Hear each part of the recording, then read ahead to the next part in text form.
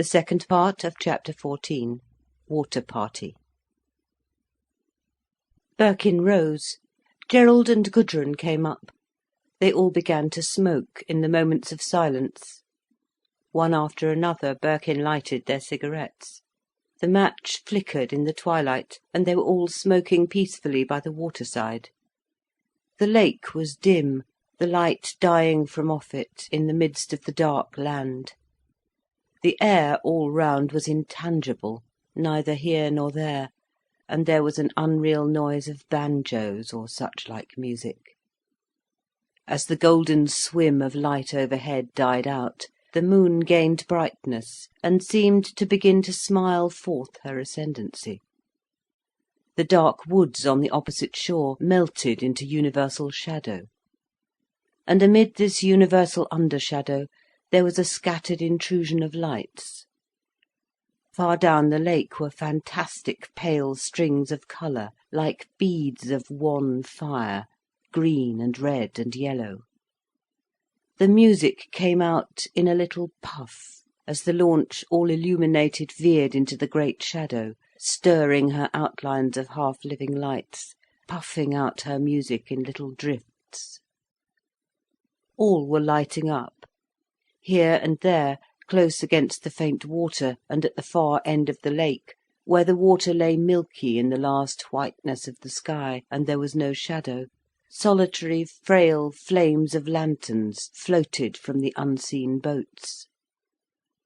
There was a sound of oars, and a boat passed from the pallor into the darkness under the wood, where her lanterns seemed to kindle into fire, hanging in ruddy, lovely globes. And again, in the lake, shadowy red gleams hovered in reflection about the boat.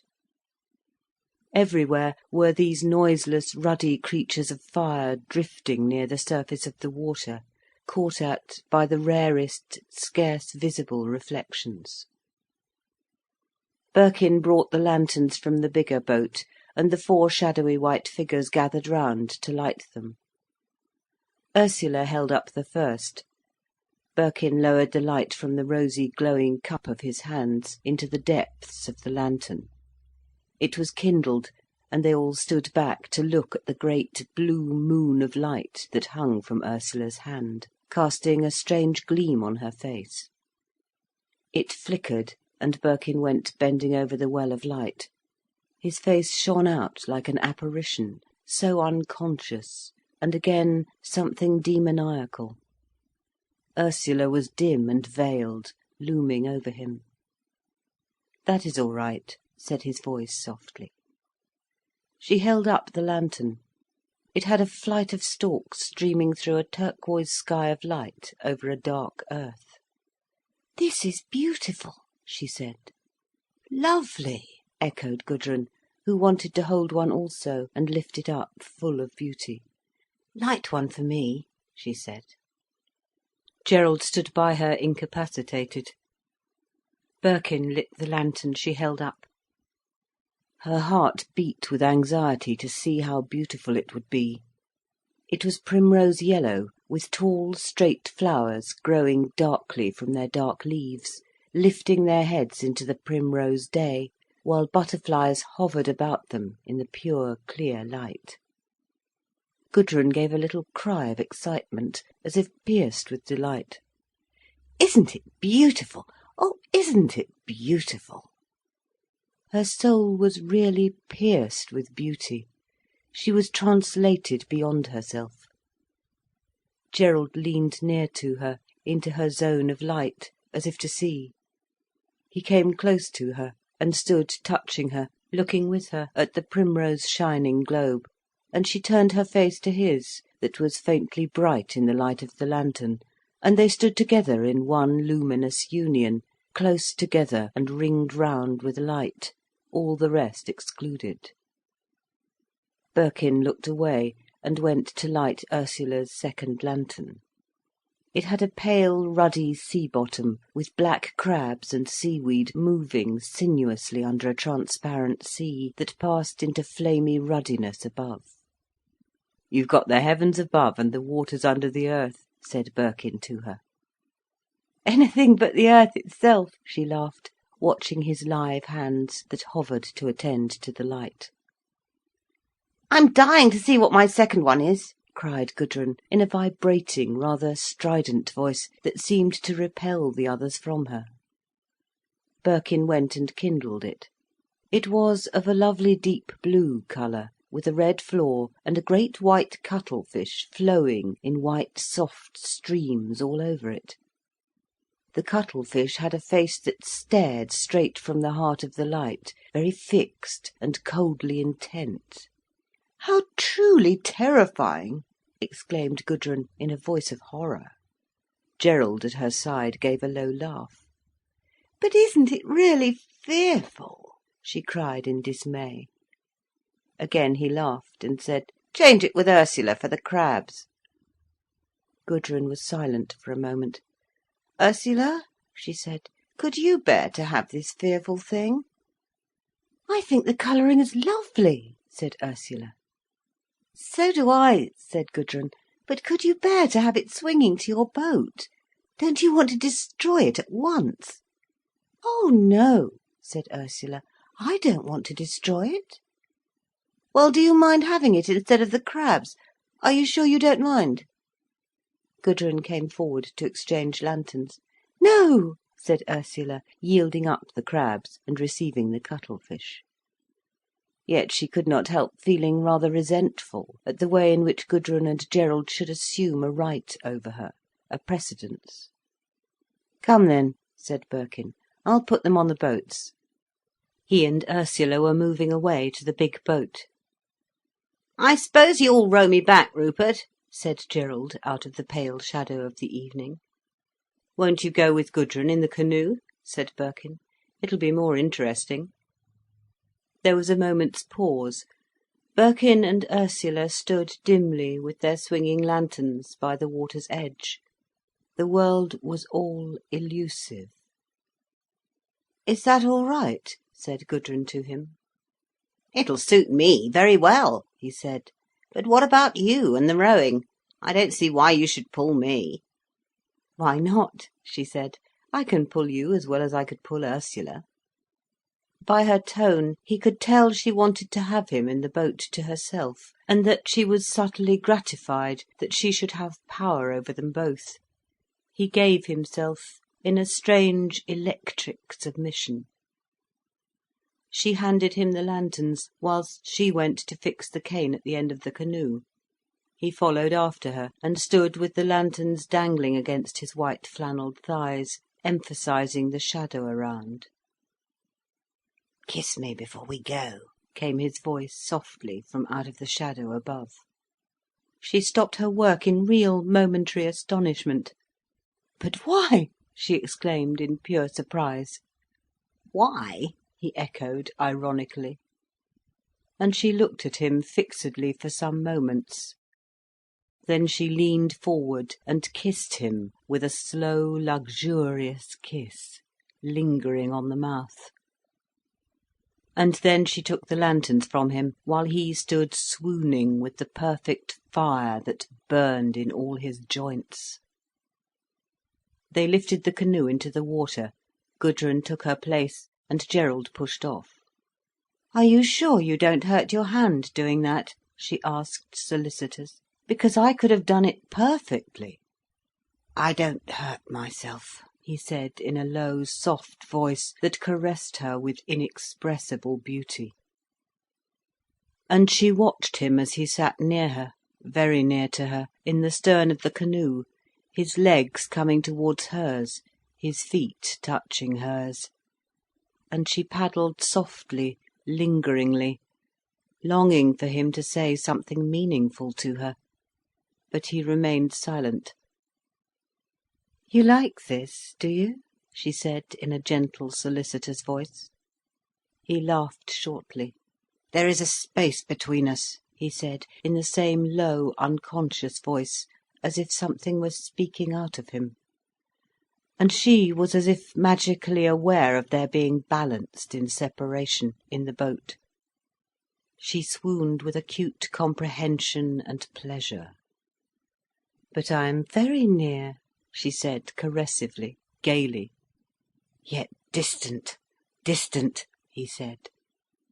Again she was silent with pleasure, before she answered, speaking with a reedy, thrilled voice. "Yet we cannot very well change whilst we're on the water." She caressed him subtly and strangely, having him completely at her mercy. A dozen or more boats on the lake swung their rosy and moon-like lanterns low on the water, that reflected as from a fire. In the distance the steamer twanged and thrummed and washed with her faintly splashing paddles, trailing her strings of coloured lights, and occasionally lighting up the whole scene luridly with an effusion of fireworks, Roman candles, and sheafs of stars, and other simple effects, illuminating the surface of the water, and showing the boats creeping round, low down. Then the lovely darkness fell again. The lanterns and the little threaded lights glimmered softly. There was a muffled knocking of oars, and a waving of music. Gudrun paddled almost imperceptibly. Gerald could see, not far ahead, the rich blue and the rose globes of Ursula's lanterns, swaying softly cheek to cheek as Birkin rowed, and iridescent, evanescent gleams chasing in the wake. He was aware, too, of his own delicately coloured lights casting their softness behind him. Gudrun rested her paddle and looked round. The canoe lifted with the lightest ebbing of the water. Gerald's white knees were very near to her. "Isn't it beautiful?" she said softly, as if reverently. She looked at him as he leaned back against the faint crystal of the lantern light. She could see his face, although it was a pure shadow. But it was a piece of twilight, and her breast was keen with passion for him. He was so beautiful in his male stillness and mystery. It was a certain pure effluence of maleness, like an aroma from his softly, firmly moulded contours, a certain rich perfection of his presence, that touched her with an ecstasy, a thrill of pure intoxication. She loved to look at him. For the present she did not want to touch him, to know the further satisfying substance of his living body. He was purely intangible, yet so near. Her hands lay on the paddle like slumber. She only wanted to see him like a crystal shadow, to feel his essential presence. "Yes," he said vaguely, "it is very beautiful." He was listening to the faint near sounds, the dropping of water drops from the oar blades, the slight drumming of the lanterns behind him as they rubbed against one another, the occasional rustling of Gudrun's full skirt, an alien land noise. His mind was almost submerged. He was almost transfused, lapsed out for the first time in his life into the things about him. For he always kept such a keen attentiveness, concentrated and unyielding in himself. Now he had let go. Imperceptibly he was melting into oneness with the whole. It was like pure, perfect sleep. His first great sleep of life. He had been so insistent, so guarded all his life, but here was sleep and peace and perfect lapsing out. "Shall I row to the landing stage?" asked Gudrun wistfully. "Anywhere," he answered. "Let it drift." "Tell me then, if we're running into anything," she replied, in that very quiet, toneless voice of sheer intimacy. "The lights will show," he said. So they drifted almost motionless in silence. He wanted silence, pure and whole. But she was uneasy yet for some word, for some assurance. "Nobody will miss you?" she asked. anxious for some communication. "Miss me?" he echoed. "No, why?" "I wondered if anybody would be looking for you." "Why should they look for me?" And he remembered his manners. "But perhaps you want to get back," he said, in a changed voice. "No, I don't want to get back," she replied. "No, I assure you." "You're quite sure it's all right for you?" "Perfectly all right." And again they were still. The launch twanged and hooted, somebody was singing. Then, as if the night smashed, suddenly there was a great shout, a confusion of shouting, warring on the water, then the horrid noise of paddles reversed and churned violently. Gerald sat up, and Gudrun looked at him in fear. "Somebody in the water," he said, angrily and desperately, looking keenly across the dusk. "Can you row up?"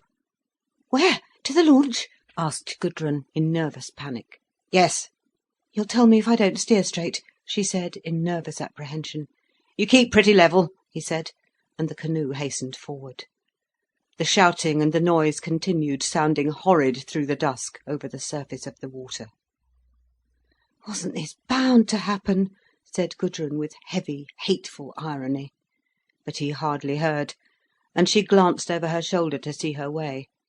The half-dark waters were sprinkled with lovely bubbles of swaying lights. The launch did not look far off.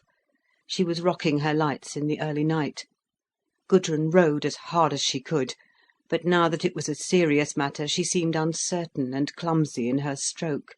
It was difficult to paddle swiftly. She glanced at his face. He was looking fixedly into the darkness, very keen and alert and single in himself, instrumental.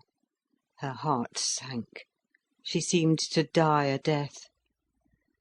"Of course," she said to herself, "nobody will be drowned. Of course they won't. It would be too extravagant and sensational." But her heart was cold, because of his sharp, impersonal face. It was as if he belonged naturally to dread and catastrophe. As if he were himself again. Then there came a child's voice, a girl's high, piercing shriek. "Die! Die! Die! Die! Die! Oh, die! Oh, die! Oh, die!" The blood ran cold in Gudrun's veins. "It's Diana, is it?" muttered Gerald. "The young monkey! She'd have to be up to some of her tricks." And he glanced again at the paddle. The boat was not going quickly enough for him. It made Gudrun almost helpless at the rowing, this nervous stress. She kept up with all her might. Still the voices were calling and answering. "Where? Where? There you are, that's it. Which? No, no! Damn it all! Here, here!" Boats were hurrying from all directions to the scene. Coloured lanterns could be seen waving close to the surface of the lake, reflections swaying after them in uneven haste. The steamer hooted again for some unknown reason. Gudrun's boat was travelling quickly, the lanterns were swinging behind Gerald. And then again came the child's high, screaming voice, with a note of weeping and impatience in it now. "Die! Oh, die! Oh, die! Oh, die!" It was a terrible sound, coming through the obscure air of the evening. "You'd be better if you were in bed, Winnie," Gerald muttered to himself. He was stooping, unlacing his shoes, pushing them off with the foot. Then he threw his soft hat into the bottom of the boat. "You can't go into the water with your hurt hand," said Gudrun, panting, in a low voice of horror. "What? It won't hurt." He had struggled out of his jacket, and had dropped it between his feet. He sat bareheaded, all in white now. He felt the belt at his waist. They were nearing the launch, which stood still big above them, her myriad lamps making lovely darts and sinuous running tongues of ugly red and green and yellow light on the lustrous dark water under the shadow. "Oh, get her out! Oh, darling! Oh, get her out! Oh, daddy, daddy!" moaned the child's voice in distraction. Somebody was in the water with a lifebelt. Two boats paddled near, their lanterns swinging ineffectually, the boat's nosing round. "Hi there! Rockley! Hi there!" "Mr. Gerald!" came the captain's terrified voice. "Miss Diana's in the water!" "Anybody gone in for her?" came Gerald's sharp voice. "Young Dr. Brindle, sir." "Where?" "Can't see no signs of them, sir. Everybody's looking, but there's nothing so far." There was a moment's ominous pause. "Where did she go in?" "I think about where that boat is," came the uncertain answer. "that one with red and green lights." "Row there," said Gerald quietly to Gudrun. "Get her out, Gerald! Oh, get her out!" The child's voice was crying anxiously. He took no heed. "Lean back that way," said Gerald to Gudrun, as he stood up in the frail boat. "She won't upset." In another moment he had dropped clean down, soft and plumb, into the water. Gudrun was swaying violently in her boat. The agitated water shook with transient lights. She realised that it was faintly moonlight, and that he was gone. So it was possible to be gone. A terrible sense of fatality robbed her of all feeling and thought. She knew he was gone out of the world. There was merely the same world and absence, his absence. The night seemed large and vacuous. Lanterns swayed here and there. People were talking in an undertone on the launch and in the boats. She could hear Winifred moaning. "Oh, do find her, Gerald! Do find her!" And somebody trying to comfort the child. Gudrun paddled aimlessly here and there. The terrible, massive, cold, boundless surface of the water terrified her beyond words. Would he never come back? She felt she must jump into the water too, to know the horror also. She started, hearing someone say, "There he is!" She saw the movement of his swimming, like a water rat, and she rowed involuntarily to him. But he was near another boat, a bigger one. Still she rowed towards him. She must be very near. She saw him.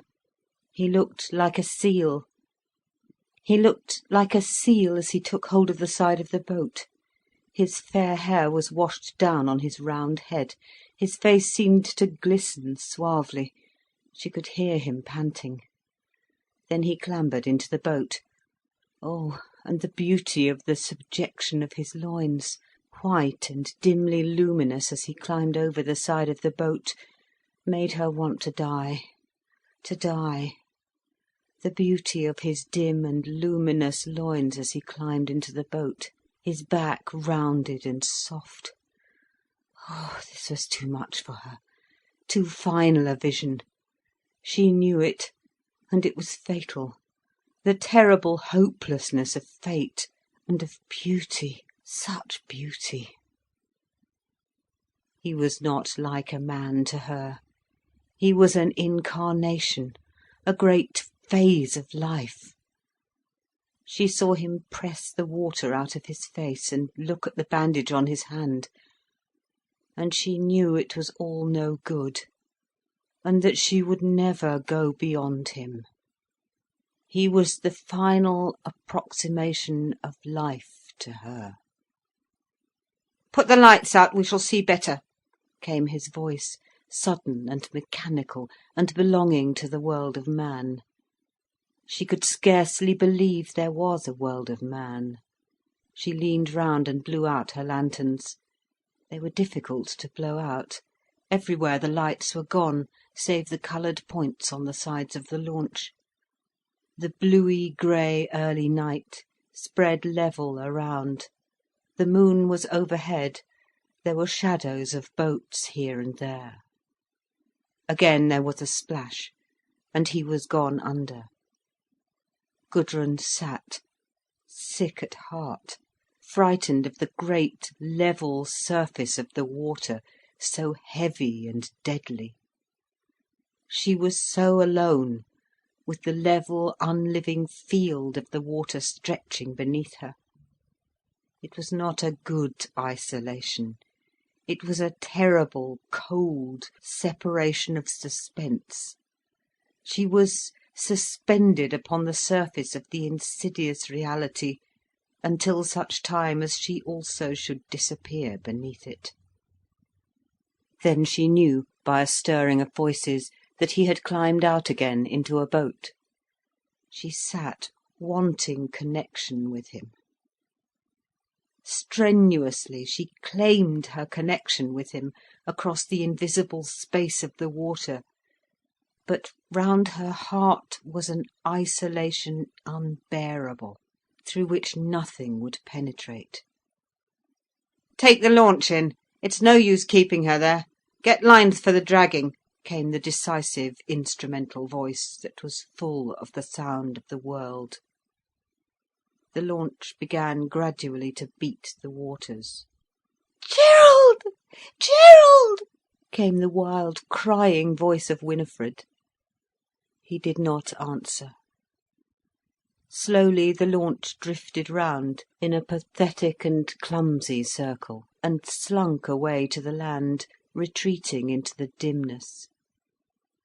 The wash of her paddles grew duller. Gudrun rocked in her light boat, and dipped the paddle automatically to steady herself. "Gudrun!" called Ursula's voice. "Ursula!" The boats of the two sisters pulled together.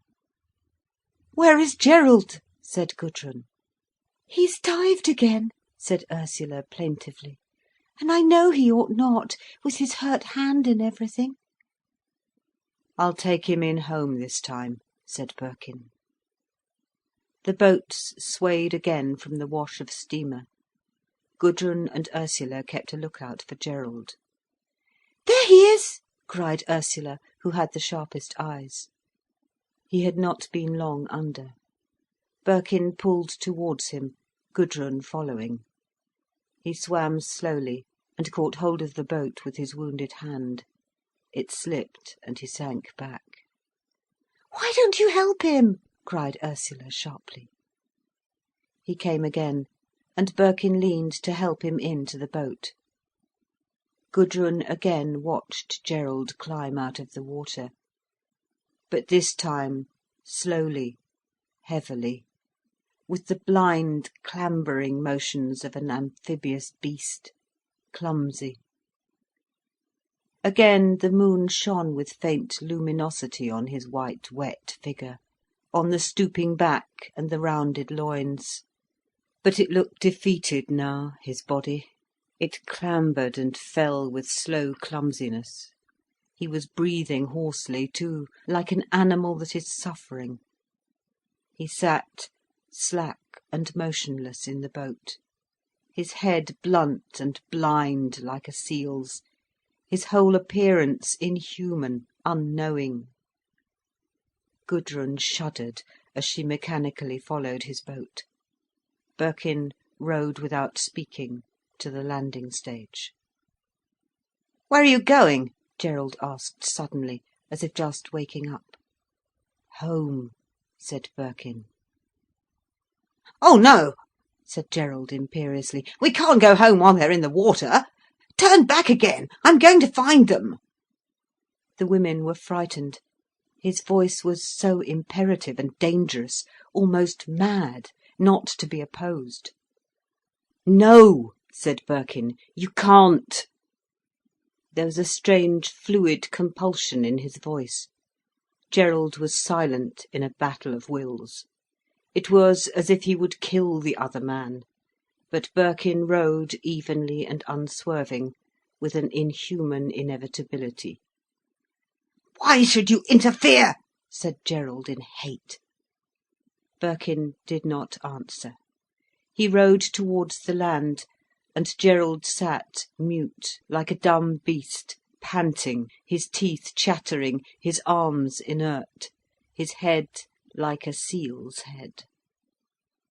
They came to the landing stage. Wet and naked looking, Gerald climbed up the few steps. There stood his father in the night. "Father," he said. Yes, my boy. Go home and get those things off." "We shan't save them, father," said Gerald. "There's hope yet, my boy." "I'm afraid not. There's no knowing where they are. You can't find them, and there's a current as cold as hell." "We'll let the water out," said the father. "Go home, you, and look to yourself. See that he's looked after, Rupert," he added in a neutral voice.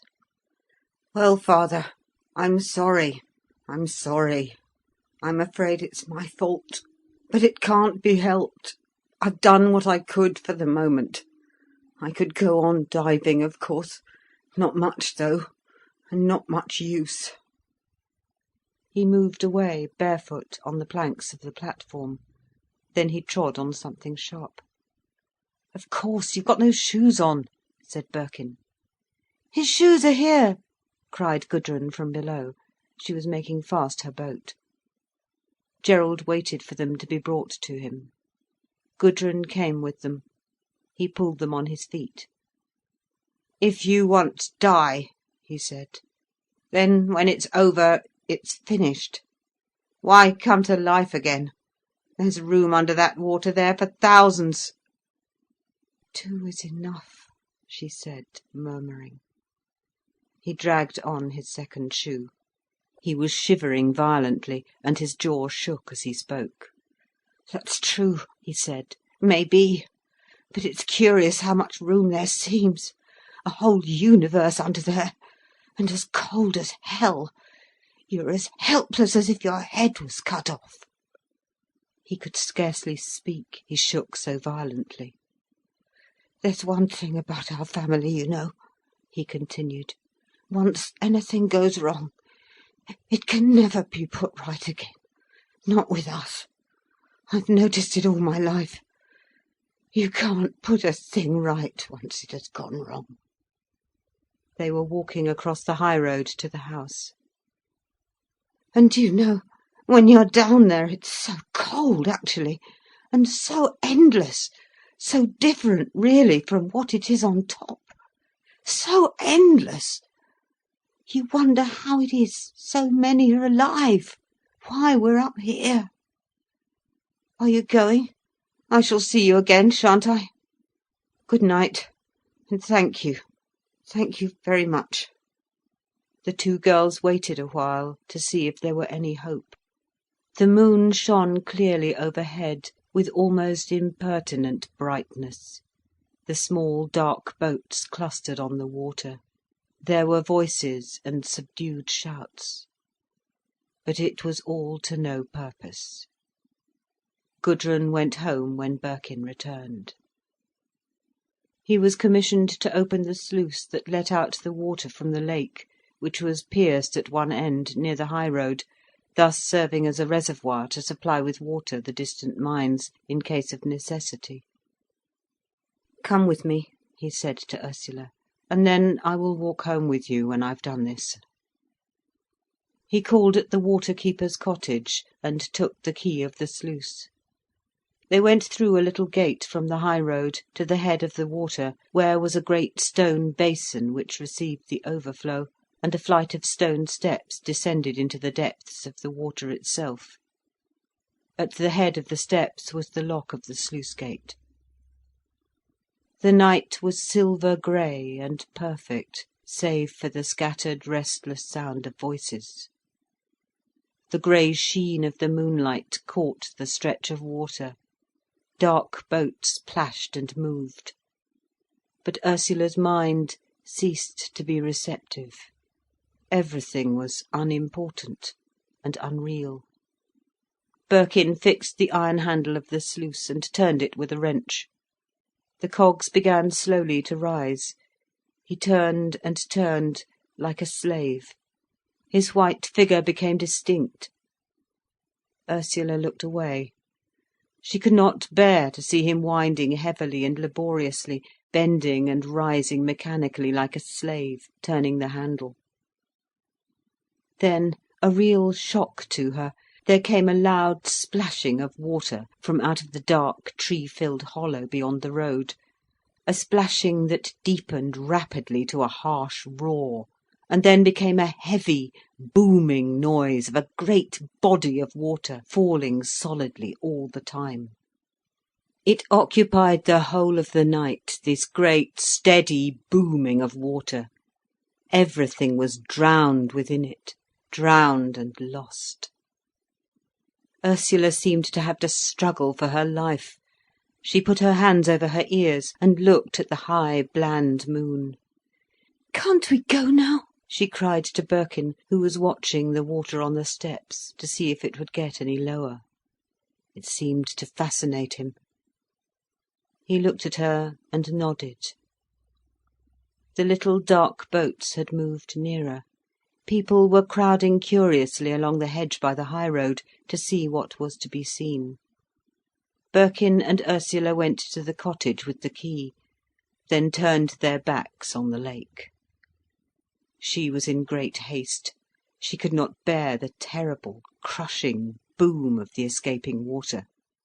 "Do you think they're dead?" she cried in a high voice to make herself heard. "Yes," he replied. "Isn't it horrible?" He paid no heed. They walked up the hill, further and further away from the noise. "Do you mind very much?" she asked him.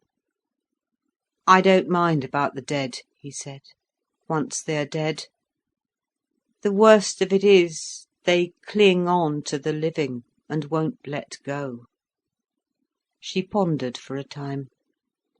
"Yes," she said, "the fact of death doesn't really seem to matter much, does it?" "No," he said. "What does it matter if Diana Crich is alive or dead?" "Doesn't it?" she said, shocked. "No. Why should it? Better she were dead. She'll be much more real. She'll be positive in death. In life she was a fretting, negated thing." "You are rather horrible," murmured Ursula. "No. I'd rather Diana Crich were dead. Her living, somehow, was all wrong. As for the young man, poor devil, he'll find his way out quickly instead of slowly. Death is all right, nothing better." "Yet you don't want to die," she challenged him. He was silent for a time. Then he said, in a voice that was frightening to her in its change, "I should like to be through with it. I should like to be through with the death process." "And aren't you?" asked Ursula nervously. They walked on for some way in silence under the trees. Then he said, slowly, as if afraid, "There is life which belongs to death, and there is life which isn't death. One is tired of the life that belongs to death, our kind of life. But whether it is finished, God knows. I want love that is like sleep, like being born again, vulnerable as a baby that just comes into the world." Ursula listened, half attentive, half avoiding what he said. She seemed to catch the drift of his statement, and then she drew away. She wanted to hear, but she did not want to be implicated. She was reluctant to yield there where he wanted her, to yield, as it were, her very identity. "Why should love be like sleep?" she asked sadly. "I don't know. So that it is like death. I do want to die from this life, and yet it is more than life itself. One is delivered over like a naked infant from the womb, all the old defences and the old body gone, and new air around one that has never been breathed before." She listened, making out what he said. She knew, as well as he knew, that words themselves do not convey meaning, that they are but a gesture we make, a dumb show, like any other. And she seemed to feel his gesture through her blood. And she drew back, even though her desire sent her forward. "But she said gravely. "Didn't you say you wanted something that was not love? Something beyond love?" He turned in confusion. There was always confusion in speech. Yet it must be spoken. Whichever way one moved, if one were to move forwards, one must break a way through. And to know, to give utterance, was to break a way through the walls of the prison, as the infant in labour strives through the walls of the womb.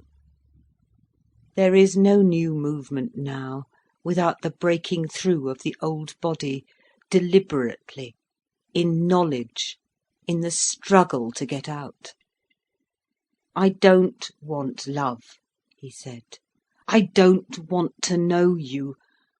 I want to be gone out of myself, and you to be lost to yourself, so we are found different."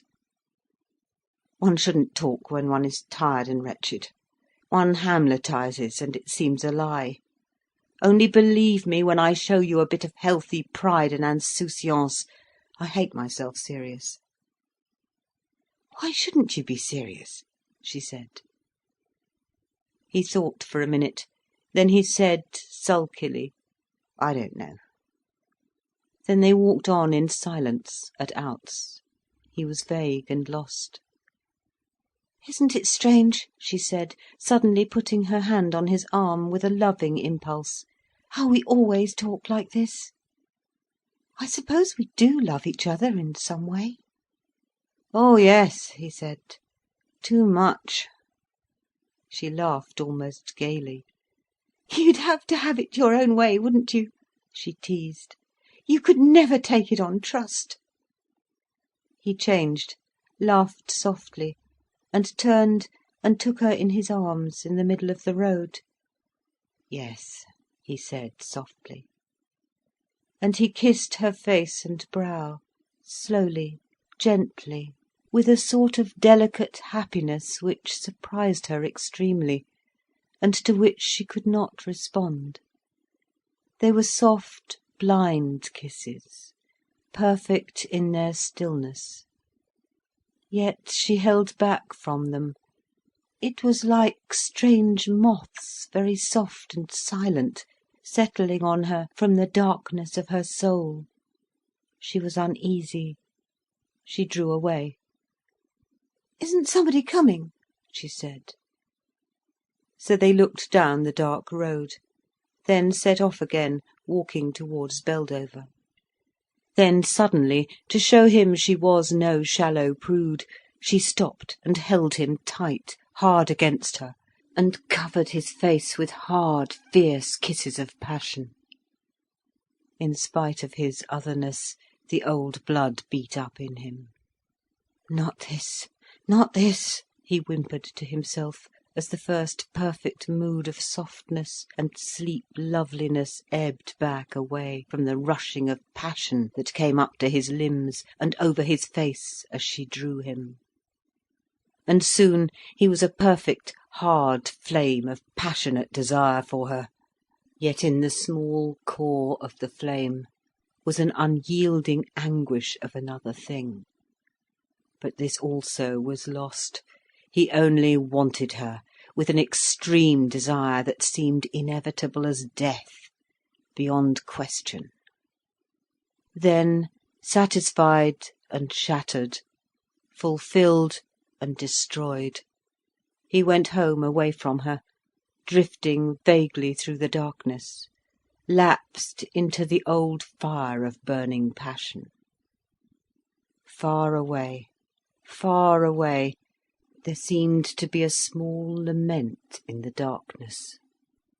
But what did it matter? What did it matter? What did anything matter, save this ultimate and triumphant experience of physical passion that had blazed up anew like a new spell of life? "I was becoming quite dead alive. Nothing but a word bag," he said in triumph, scorning his other self.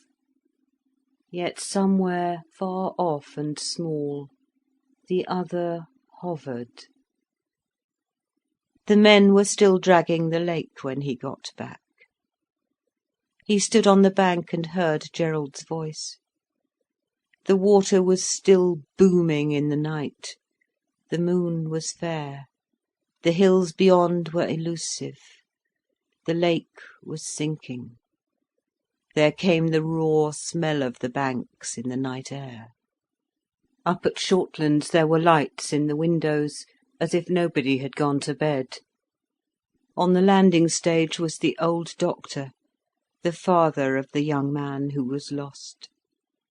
He stood quite silent, waiting. Birkin also stood and watched. Gerald came up in a boat. "You still here, Rupert?" he said. "We can't get them. The bottom slopes, you know, very steep. The water lies between two very sharp slopes with little branch valleys, and God knows where the drift will take you. It isn't as if it was a level bottom. You never know where you are with the dragging." "Is there any need for you to be working?" said Birkin. "Wouldn't it be much better if you went to bed?" "To bed? Good God, do you think I should sleep? We'll find them before I go away from here." "But the men would find them just the same without you. Why should you insist?" Gerald looked up at him. Then he put his hand affectionately on Birkin's shoulder, saying, "Don't you bother about me, Rupert. If there's anybody's health to think about, it's yours, not mine. How do you feel yourself?" "Very well. But you spoil your own chance of life. You waste your best self." Gerald was silent for a moment. Then he said, "Waste it? What else is there to do with it?" "But leave this, won't you? You force yourself into horrors, and put a millstone of beastly memories round your neck. Come away now." "A millstone of beastly memories," Gerald repeated. Then he put his hand again affectionately on Birkin's shoulder. "God, you've got such a telling way of putting things, Rupert, you have." Birkin's heart sank. He was irritated and weary of having a telling way of putting things. "Won't you leave it? Come over to my place," he urged, as one urges a drunken man. "No," said Gerald coaxingly, his arm across the other man's shoulder. "Thanks very much, Rupert. I shall be glad to come tomorrow, if that'll do. You understand, don't you? I want to see this job through, but I'll come tomorrow right enough. Oh, I'd rather come and have a chat with you than do anything else, I verily believe. Yes, I would. You mean a lot to me, Rupert, more than you know." "What do I mean, more than I know?" asked Birkin irritably. He was acutely aware of Gerald's hand on his shoulder, and he did not want this altercation. He wanted the other man to come out of the ugly misery. "I'll tell you another time," said Gerald coaxingly. "Come along with me now. I want you to come," said Birkin. There was a pause, intense and real. Birkin wondered why his own heart beat so heavily. Then Gerald's fingers gripped hard and communicative into Birkin's shoulder, as he said, "No, I'll see this job through, Rupert. Thank you. I know what you mean. We're all right, you know, you and me." "I may be all right, but I'm sure you're not, mucking about here," said Birkin. And he went away. The bodies of the dead were not recovered till towards dawn. Diana had her arms tight round the neck of the young man, choking him. "She killed him," said Gerald. The moon sloped down the sky and sank at last. The lake was sunk to quarter size.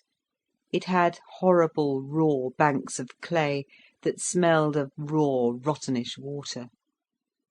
Dawn roused faintly behind the eastern hill. The water still boomed through the sluice.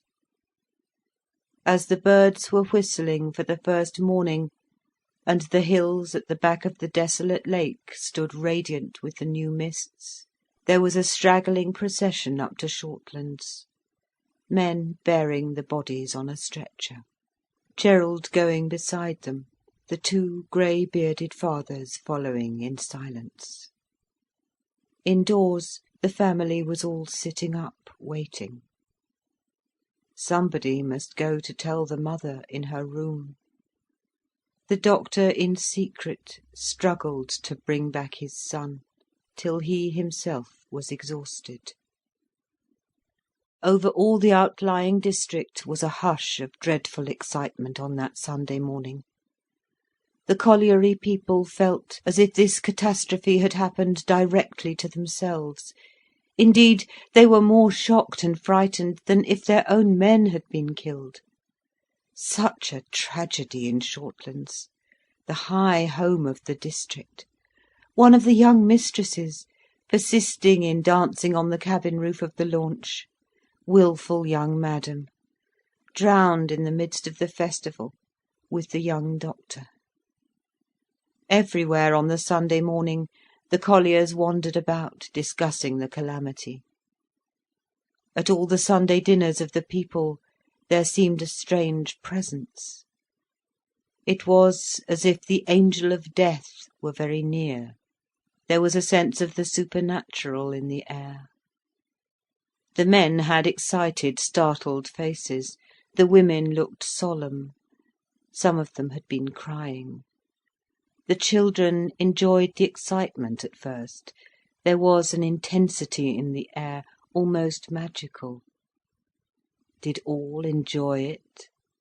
Did all enjoy the thrill? Gudrun had wild ideas of rushing to comfort Gerald. She was thinking all the time of the perfect, comforting, reassuring thing to say to him. She was shocked and frightened, but she put that away, thinking of how she should deport herself with Gerald, act her part. That was the real thrill. How she should act her part. Ursula was deeply and passionately in love with Birkin, and she was capable of nothing. She was perfectly callous about all the talk of the accident, but her estranged air looked like trouble. She merely sat by herself whenever she could, and longed to see him again. She wanted him to come to the house. She would not have it otherwise. He must come at once. She was waiting for him. She stayed indoors all day, waiting for him to knock at the door. Every minute she glanced automatically at the window. He would be there.